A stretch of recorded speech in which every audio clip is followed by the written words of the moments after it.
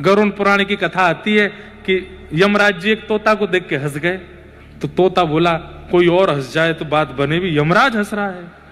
तोते के मित्र थे गरुड़ जी, भगवान के वाहन। तो अपनी पहुंच लगाते हैं ना लोग, जब संकट में आते हैं तो अपनी पहुंच लगाते हैं, जैक लगाते हैं, हाथ पांव फड़ाते हैं। गरुड़ जी को कहा कि भैया तुम कैसे भी एक काम करवा दो। बोले क्या? ये यमराज जी मुझे देख के हंस गए हैं, मुझे लग रहा है अब मेरे जीवन के दिन 4 बचे हैं, तुम कैसे भी भगवान से कह करके मेरी जो जीवन अवधि है उसको बढ़वा दो, क्योंकि मुझे पता है कि ये यमराज जी तभी हंसते हैं जब किसी को उठाना होता है। गरुड़ जी बोले भगवान से बाद में बात करूंगा, पहले तुम मेरे पास आओ, बैठो मेरी कमर पे।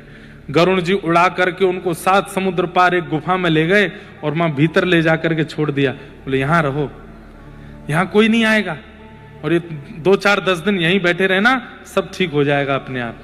और मैं जाके भगवान, मैं यमराज जी से बात करता हूं, भगवान को छोटे काम के लिए क्यों बोलना, मेरी पहुंच तो सब जगह है। मैं अभी रसातल में जाके यमराज जी से कहता हूं तुझको नहीं लेके जाएंगे, ठीक है? तोता बड़ा खुश हुआ, वाह वाह बहुत बढ़िया है, मैं यहीं रह लूंगा 4-5 दिन।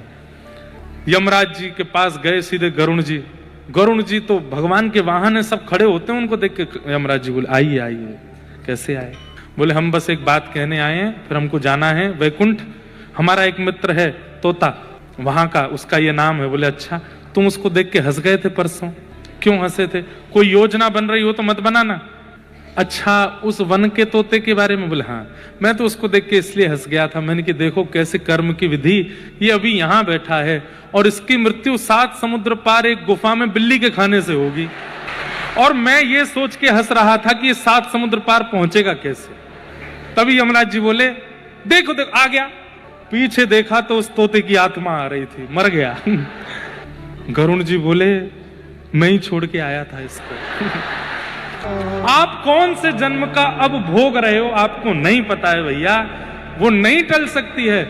इसलिए प्रसन्न रहो, नाम जपो, कथा सुनो, खूब आनंद से रहो।